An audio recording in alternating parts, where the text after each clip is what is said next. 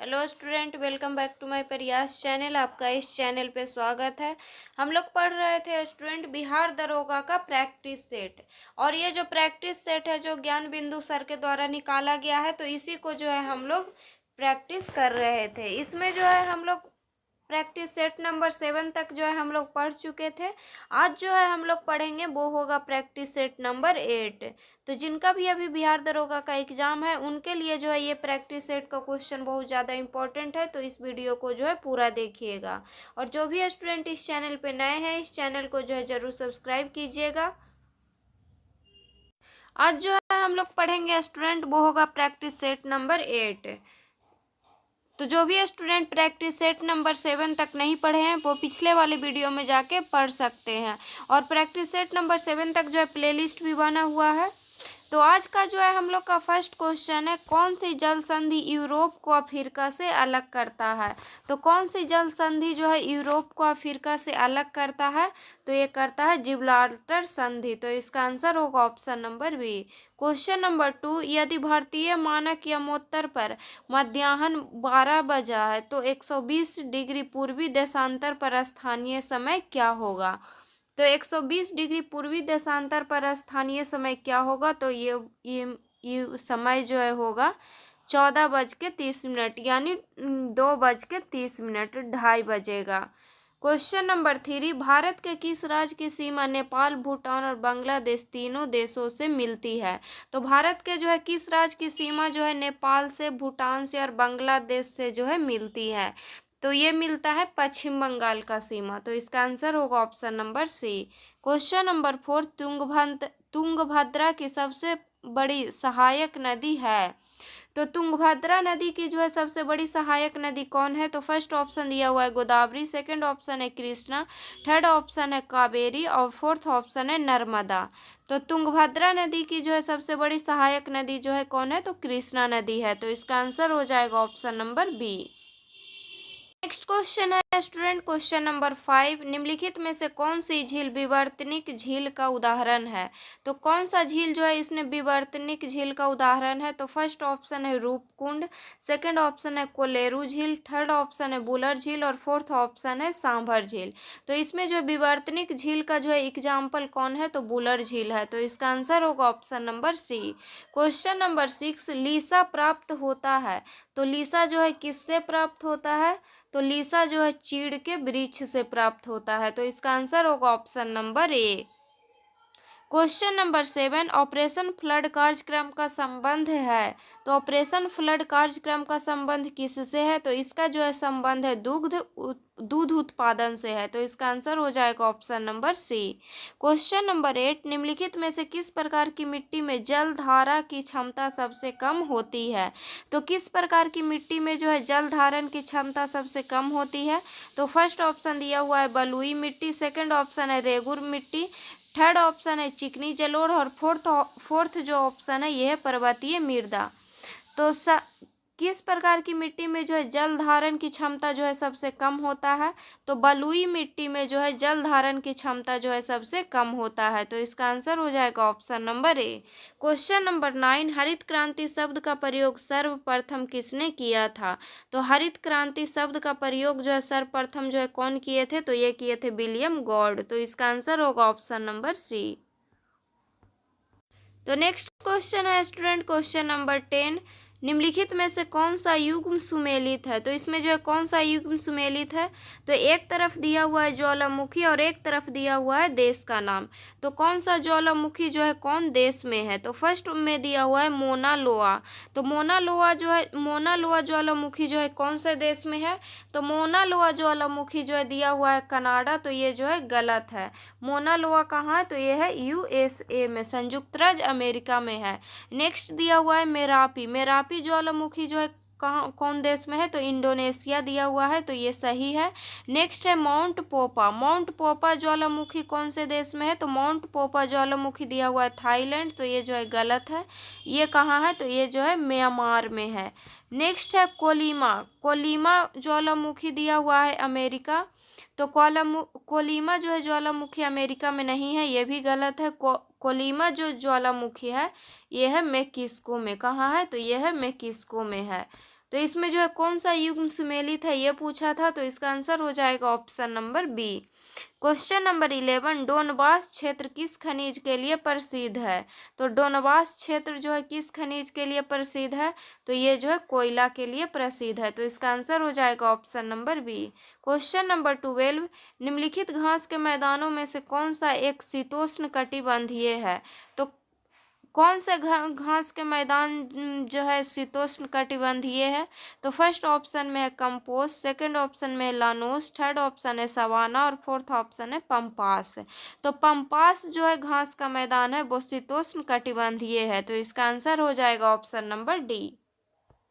Next question है student question number 13, Bharat में ficus religiosa पेड़ को आमतौर पर किस नाम से जाना जाता है? तो भारत में फाइकस रिलीजियोसा पेड़ को जो है आमतौर पर किस नाम से जाना जाता है? तो इसको जो है पीपल के नाम से जाना जाता है, तो इसका आंसर हो जाएगा option number B. Question number 14, prokaryotic कोशिका की कुछ विशेषताएं नीचे दी गई है और इसमें जो है गलत विकल्प का जो है चयन करना है। तो फर्स्ट जो है ऑप्शन है इसमें झिल्ली आबद्ध कोशिका अंगक उपस्थित है, झिल्ली आबद्ध कोशिका अंगक उपस्थित है। नेक्स्ट ऑप्शन है नाभिकीय क्षेत्र जिसे न्यूक्लियोलाइड के नाम से जाना जाता है। थर्ड ऑप्शन दिया हुआ है आकार में बहुत छोटा होता है और फोर्थ ऑप्शन दिया हुआ है एकल गुणसूत्र होता है इसमें प्रोकैरियोटिक कोशिका में। तो प्रोकैरियोटिक कोशिका में जो झिल्ली आबद्ध कोशिका अंगक उपस्थित है, तो नहीं, ये जो है गलत है, तो इसका आंसर हो जाएगा ऑप्शन नंबर ए। बाकी जितना भी जो ऑप्शन दिया हुआ है वो सही है। क्वेश्चन नंबर 15, व्हिटकर द्वारा प्रतिपादित 5 किंगडम क्लासिफिकेशन में निम्न में से कौन सा समूह शामिल नहीं है? तो 5 किंगडम क्लासिफिकेशन में कौन सा समूह शामिल नहीं है? तो फर्स्ट ऑप्शन है कवक, सेकंड ऑप्शन है एनीमोमेलिया, थर्ड ऑप्शन है प्रोटोजोआ और फोर्थ ऑप्शन है प्रोटिस्टा। तो इसमें जो है कौन शामिल नहीं है? तो प्रोटोजोआ जो है शामिल नहीं है, तो इसका आंसर हो जाएगा option number C. Question number 16, निम्नलिखित में से किसे मानव शरीर की जैव रसायन प्रयोगशाला भी कहा जाता है? तो मानव शरीर का जो है जैव रसायन प्रयोगशाला किसे कहा जाता है? तो लीवर को कहा जाता है, तो इसका आंसर हो जाएगा option number C. Next question है क्वेश्चन नंबर 17, मस्तिष्क का कौन सा हिस्सा सोचने, बुद्धिमानी, याददाश्त और सीखने की क्षमता जैसी क्रियाओं को प्रेरित करता है? तो मस्तिष्क का कौन सा हिस्सा है जो सोचने के लिए, बुद्धिमानी, याददाश्त और सीखने की क्षमता जैसी क्रियाओं को प्रेरित करता है? तो ये करता है सेरेब्रम, तो इसका आंसर हो जाएगा option number D. Question number 18, निम्नलिखित में से कौन सा पौधा कुकुरबिटेसी कुल का नहीं है? तो इसमें जो है कौन सा पौधा है जो कुकुरबिटेसी कुल का नहीं है? तो फर्स्ट ऑप्शन दिया हुआ है तरबूज, सेकंड ऑप्शन है लौकी, थर्ड ऑप्शन है लहसुन और फोर्थ ऑप्शन है खीरा। तो कुकुरबिटेसी कुल का जो है इसमें कौन नहीं है? तो लहसुन जो है नहीं है, तो इसका आंसर हो जाएगा option number C. Question number 19, सूचीबद्ध को सूची 2 से सुमेलित कीजिए तथा नीचे दिए गए कूटों से सही उत्तर चुनिए। तो सूची 1 में दिया हुआ है अवस्था और सूची 2 में भी दिया हुआ है अवस्था, इसको जो है मिलान करना है। तो फर्स्ट में दिया हुआ है स्टूडेंट गैस से ठोस, तो गैस से ठोस अवस्था में जब परिवर्तन हो जाता है उस अवस्था को क्या कहते हैं? तो उसको जो है कहते हैं ऊर्ध्वपातन उत्क्रमण। नेक्स्ट है गैस से द्रव, तो गैस से द्रव में जब परिवर्तन हो जाता है उसको क्या कहते हैं? तो उसको कहते हैं संघनन। नेक्स्ट है द्रव से गैस, द्रव से गैस में जब परिवर्तन हो जाता है उसको क्या कहते हैं? तो उसको कहते हैं बाष्पीकरण। नेक्स्ट है ठोस से गैस, ठोस से गैस अवस्था में जब परिवर्तित हो जाता है उसको क्या बोलते हैं? तो उसको बोलते हैं ऊर्ध्वपातन। तो इसका आंसर हो जाएगा ऑप्शन नंबर सी। फर्स्ट का हो गया 4, सेकंड का 3, थर्ड का 2 और फोर्थ का 1।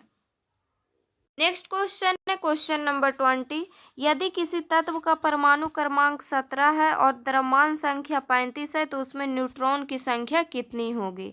तो इसमें जो है परमाणु क्रमांक 17 दिया हुआ है और द्रव्यमान जो है 35 दिया हुआ है और इसमें जो है न्यूट्रॉन की संख्या पूछा है, तो इसका जो है न्यूट्रॉन की संख्या हो जाएगा 18, क्योंकि द्रव्यमान संख्या माइनस हो जाएगा परमाणु क्रमांक, तो इस 35 में से जब 17 घटाएंगे तो आ जाएगा 18। नेक्स्ट क्वेश्चन है स्टूडेंट, क्वेश्चन नंबर 21, निम्नलिखित में से कौन सा कथन धातुओं के रासायनिक गुण से संबंधित नहीं है। तो कौन सा कथन जो है इसमें धातु के रासायनिक गुण से जो है संबंधित नहीं है। तो फर्स्ट जो है कथन दिया हुआ है, धातुएं ऑक्सीजन से अभिक्रिया कर धातु ऑक्साइड बनाती है जिनकी प्रकृति क्षारीय होती है। तो इसमें जो है धातु के रासायनिक गुण से संबंधित कौन नहीं है ये पूछा है। तो फर्स्ट जो है कथन दिया हुआ है कि धातुएं ऑक्सीजन से अभिक्रिया कर धातु ऑक्साइड बनाती है जिनकी प्रकृति क्षारीय होती है। सेकंड ऑप्शन है धातुएं प्रायः तनु अम्लों से अभिक्रिया कर उनसे हाइड्रोजन विस्थापित करती है। थर्ड ऑप्शन दिया हुआ है स्टूडेंट कि धातुएं जल से अभिक्रिया कर धातु हाइड्रोक्साइड या ऑक्साइड तथा हाइड्रोजन गैस बनाती है। फोर्थ ऑप्शन दिया हुआ है धातुएं अभिक्रिया के दौरान इलेक्ट्रॉनों को ग्रहण कर धनायन बनाने की प्रवृत्ति रखती है। तो इसमें जो है कौन जो है धातु के रासायनिक गुण से संबंधित नहीं है। तो इसका आंसर हो जाएगा option number D. Question number 22, जल गैस या भाप अंगार गैस का उपयोग किन दो पदार्थों के उत्पादन के लिए किया जाता है। तो इसका जो है उपयोग जो है किन दो पदार्थों के उत्पादन के लिए किया जाता है। तो इसका जो उत्पादन के लिए किया जाता है हाइड्रोजन और अमोनिया के उत्पादन के लिए। तो इसका आंसर हो जाएगा option number B. Next question है स्टूडेंट, क्वेश्चन नंबर 23, जल के जीवाणुनाशक की किस विधि में जल का स्वाद नहीं बदलता है। तो ओजोनीकरण द्वारा जो है जल का स्वाद नहीं बदलता है। तो इसका आंसर हो जाएगा option number C. Question number 24, tocopherol किस विटामिन का रासायनिक नाम है। तो टोकोफेरोल जो है किस विटामिन का रासायनिक नाम है। तो ये जो है नाम है स्टूडेंट विटामिन ई का। विटामिन ई का जो है रासायनिक नाम है टोकोफेरोल। तो और इसमें दिया हुआ है ऑप्शन में स्टूडेंट कि विटामिन ए। तो विटामिन ए का रासायनिक नाम क्या है। तो विटामिन ए का जो है रासायनिक नाम रेटिनॉल है। नेक्स्ट दिया हुआ है student vitamin D. Vitamin D का रासायनिक नाम क्या है। तो विटामिन डी का जो है रासायनिक नाम है कैल्सीफेरॉल। नेक्स्ट है स्टूडेंट विटामिन के। विटामिन के का जो है रासायनिक नाम क्या है। तो विटामिन के का रासायनिक नाम है फाइलोक्विनोन। क्या है, फाइलोक्विनोन नाम है।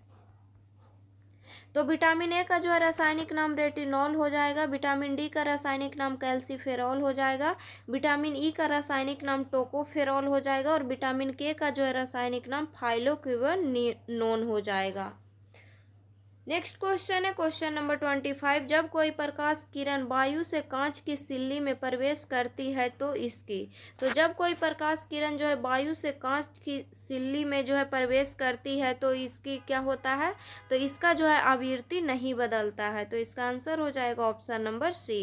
क्वेश्चन नंबर 26, पृथ्वी के लिए पलायन वेग का मान होता है। तो पृथ्वी के लिए पलायन वेग का मान कितना होता है। 11.2 किलोमीटर प्रति सेकेंड। नेक्स्ट क्वेश्चन है क्वेश्चन नंबर 27, पृथ्वी की सतह से ऊपर जाने पर वायुमंडलीय दाब होता है। तो पृथ्वी की सतह से ऊपर जाने पर वायुमंडलीय दाब क्या होता है। तो वायुमंडलीय दाब जो है कम होता है। तो इसका आंसर हो जाएगा option number B. Next question है स्टूडेंट क्वेश्चन नंबर 28, निम्नलिखित कथन पर विचार कीजिए। तो फर्स्ट कथन दिया हुआ है, यदि लिफ्ट के नीचे उतरते समय लिफ्ट का त्वरण गुरुत्वीय त्वरण से अधिक हो तो लिफ्ट में स्थित पिंड उसकी फर्श से उठकर उसकी छत से जा लगेगा। तो ये सही है। सेकेंड ऑप्शन दिया हुआ है, जब लिफ्ट एक समान वेग से ऊपर या नीचे गति करती है तो लिफ्ट में स्थित पिंड के भार में कोई परिवर्तन नहीं प्रतीत होता है। तो ये भी सही है। तो इसमें पूछा है कौन सा कथन जो है सत्य है। तो इसका आंसर हो जाएगा ऑप्शन नंबर सी। 1 और 2 दोनों जो है सही है। क्वेश्चन नंबर 29, जब श्रोता किसी स्रोत से दूर जा रहा है तो सुने गए स्वर की आवृत्ति वास्तविक आवृत्ति से होती है। तो सुने गए स्वर की आवृत्ति वास्तविक आवृत्ति से क्या होता है। तो वास्तविक आवृत्ति से कम होता है। तो इसका आंसर हो जाएगा option number B. Question number 30, निम्न तापमान प्राप्त करने के लिए जूल थॉमसन प्रक्रम अत्यधिक उपयोगी तथा मितव्ययी है। यह प्रक्रम किस श्रेणी में आता है। तो यह प्रक्रम जो है रुदोष्ण प्रक्रम में आता है। तो इसका आंसर हो जाएगा option number C. Next question है student question number 31, change the sentence into passive voice. ये जो है इंग्लिश का क्वेश्चन है स्टूडेंट, और इसको जो है पैसिव वॉइस में चेंज करना है, और एक्टिव वॉइस दिया हुआ है। तो शुगर टेस्ट स्वीट, तो इसका जो है पैसिव वॉइस क्या हो जाएगा, तो इसका पैसिव वॉइस होगा sugar is sweet when it is tested. तो इसका आंसर हो जाएगा option number D. Question number 32, translate it into English, मतलब हिंदी दिया हुआ है, इंग्लिश करना है। तो समय समाप्त हो रहा है, इसका इंग्लिश क्या होगा, तो इसका इंग्लिश होगा टाइम इज रनिंग आउट। तो इसका आंसर हो जाएगा option number C. Question number 33, change it into indirect narration, इसको जो है इनडायरेक्ट नरेशन में चेंज करना है। तो he said to me are you coming today, तो इसका जो है इनडायरेक्ट नरेशन क्या हो जाएगा, इसका हो जाएगा he said me if I was coming that day. तो इसका आंसर हो जाएगा option number B. Question number 34, नयन का संधि विच्छेद क्या होगा, तो नयन का संधि विच्छेद होगा नेज और अन। तो इसका आंसर होगा option number D. Next question है स्टूडेंट, क्वेश्चन नंबर 35, निम्न में से कोमल तालमय ध्वनि कौन सी है। तो कोमल तालमय ध्वनि जो है इसमें कौन सा है, तो फर्स्ट, तो इसका आंसर हो जाएगा ऑप्शन नंबर सी, चा छा जा झा, ये जो है कोमल तालमेल ध्वनि है। क्वेश्चन नंबर 36, निम्नलिखित में से कौन सा शब्द अर्जुन का पर्यायवाची नहीं है, तो कौन सा शब्द जो है इसमें अर्जुन का पर्यायवाची नहीं है, तो फर्स्ट ऑप्शन है गूढ़ा केस, सेकंड ऑप्शन है कौनते, थर्ड ऑप्शन है सूतपुत्र, और फोर्थ ऑप्शन है सब्यसाची। तो इसमें जो है अर्जुन का पर्यायवाची जो है कौन नहीं है, तो सूतपुत्र नहीं है। तो इसका आंसर हो जाएगा ऑप्शन नंबर सी। सूतपुत्र जो है किनको बोला जाता था, तो सूतपुत्र जो है कर्ण को बोला जाता था। नेक्स्ट क्वेश्चन है क्वेश्चन नंबर 37, निम्नलिखित में से कौन सा युग्म सुमेलित नहीं है, तो कौन सा युग्म जो है इसमें सुमेलित नहीं है, तो एक तरफ दिया हुआ है शहर और एक तरफ दिया हुआ है उद्योग। तो फर्स्ट में दिया हुआ है गुरुग्राम, गुरुग्राम जो है ऑटोमोबाइल उद्योग यहाँ है, तो ये सही है, गुरुग्राम में जो है ऑटोमोबाइल उद्योग है। नेक्स्ट है अलीगढ़, अलीगढ़ में पीतल के ताले बनते हैं, पीतल के ताले का उद्योग से संबंधित है अलीगढ़, ये भी सही है। नेक्स्ट है मेरठ, मेरठ में जो है खेल का सामान का उद्योग है, ये भी सही है। नेक्स्ट है कपूरथला, कपूरथला दिया हुआ है पेट्रोकेमिकल्स, तो कपूरथला जो है पेट्रोकेमिकल्स उद्योग से संबंधित नहीं है।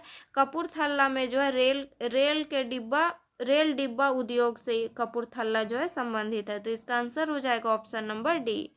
क्वेश्चन नंबर 38, निम्न में से किस समिति का संबंध गरीबी मापन से है, तो किस समिति का संबंध जो है गरीबी मापन से है, तो फर्स्ट जो है समिति का नाम दिया हुआ है बाई के अलग समिति, सेकंड ऑप्शन है लकड़ावाला समिति, थर्ड ऑप्शन है सुरेश तेंदुलकर समिति, और फोर्थ ऑप्शन है इनमें से सभी। तो इनमें से जो है पूछा है कि कौन समिति का संबंध जो है गरीबी मापन से है, तो इनमें से हो जाएगा सभी। तो इसका आंसर हो जाएगा option number D. Question number 39, security paper mill निम्न में से किस स्थान पर स्थित है, तो सिक्योरिटी पेपर मिल जो है होशंगाबाद में जो है स्थित है। तो इसका आंसर हो जाएगा option number A. Next question है स्टूडेंट क्वेश्चन नंबर 40, टैक्स के आधार में वृद्धि के अनुरूप कर की दर बढ़ने को क्या कहते हैं, तो टैक्स के आधार में वृद्धि के अनुरूप कर के दर बढ़ने को क्या कहते हैं, तो इसको बोलते हैं प्रगतिशील कर। तो इसका आंसर हो जाएगा option number C. Question number 41 का जो है 41 जो है न्यूमेरिकल दिया हुआ है स्टूडेंट, तो इसका आंसर हो जाएगा option number C. Next question है क्वेश्चन नंबर 42, किसी अर्थव्यवस्था में अंतिम वस्तुओं और सेवाओं पर कुल व्यय को जोड़कर राष्ट्रीय आय की गणना करने के लिए निम्नलिखित में से किस विधि का उत्पादन किया जाता है, तो व्यय विधि का जो है किस विधि का जो है उपयोग किया जाता है, तो व्यय विधि का जो है उपयोग किया जाता है। तो इसका आंसर हो जाएगा option number C. Question number 43, financial action task force की स्थापना कब हुई थी, तो फाइनेंशियल एक्शन टास्क फोर्स की स्थापना जो है हुआ था 1989 ईस्वी में। Question number 44, great leap forward अभियान कब शुरू किया गया था, तो ग्रेट लीप फॉरवर्ड अभियान जो है कब शुरू किया गया था, तो ये शुरू किया गया था 1958 ईस्वी में। क्वेश्चन नंबर 45, जेट इंजन का आविष्कार किसने किया था, तो जेट इंजन का आविष्कार किया था फ्रैंक व्हिटले ने। तो इसका आंसर हो जाएगा option number C. Next question है क्वेश्चन नंबर 46। निम्नलिखित में से कौन सा देश का पुराना नाम अपर वोल्टा था?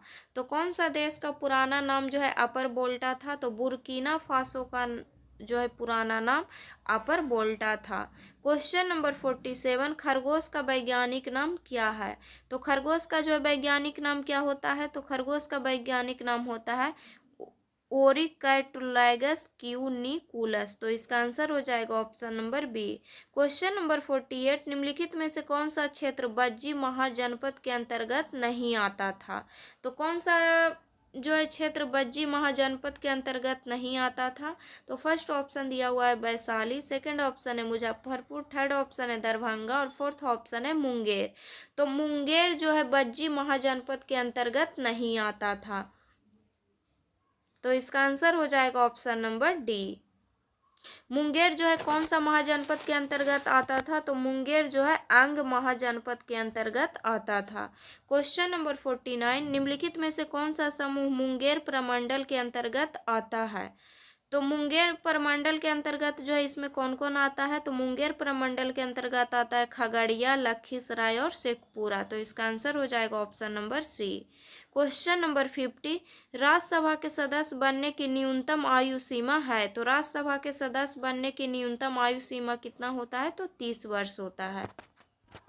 क्वेश्चन है क्वेश्चन नंबर 51। किसका मिलान गलत है? तो इसमें जो है किसका मिलान गलत है? तो फर्स्ट में दिया हुआ है उत्तर प्रदेश। उत्तर प्रदेश में जो है कितना राज्यसभा सीट है ये दिया हुआ है इसमें। तो उत्तर प्रदेश में दिया हुआ है 31 राज्यसभा सीट, तो ये सही है। नेक्स्ट है महाराष्ट्र। महाराष्ट्र में दिया हुआ है 16 राज्यसभा सीट, तो ये जो है गलत है स्टूडेंट। महाराष्ट्र में जो है 16 राज्यसभा सीट नहीं है, 19 राज्यसभा सीट है। नेक्स्ट है तमिलनाडु। तमिलनाडु में जो है कितना राज्यसभा सीट है? तो 18, तो ये सही है। नेक्स्ट है बिहार। बिहार में जो है राज्यसभा की सीट कितना है? तो 16 है, ये भी सही है। तो इसमें जो है किसका मिलान गलत है ये पूछा है, तो इसका आंसर हो जाएगा option number B. Question number 52। किस संविधान संशोधन के द्वारा दिल्ली को राष्ट्रीय राजधानी क्षेत्र बनाया गया? तो ये बनाया गया था स्टूडेंट 69वां संविधान संशोधन 1991 के तहत बनाया गया था इसको।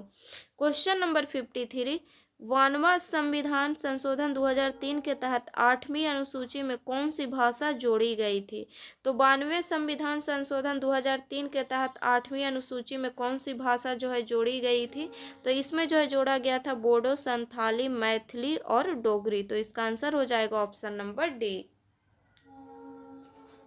तो आज के वीडियो में जो है हम लोग इतना ही क्वेश्चन पढ़ेंगे स्टूडेंट। नेक्स्ट वीडियो में जो और क्वेश्चन बचा हुआ है उसको जो है हम लोग पढ़ेंगे। तो अगर वीडियो अच्छा लगे तो वीडियो को लाइक कीजिएगा और चैनल को सब्सक्राइब कीजिएगा, और जो भी स्टूडेंट इस चैनल पे नए हैं इस चैनल को जो है ज़रूर सब्सक्राइब कीजिएगा। और जिनका भी अभी बिहार दरोगा का एग्ज़ाम है उनके लिए जो है ये क्वेश्चन बहुत ज़्यादा इंपॉर्टेंट है, तो इसको जितना हो सके उतना रिविज़न कीजिएगा।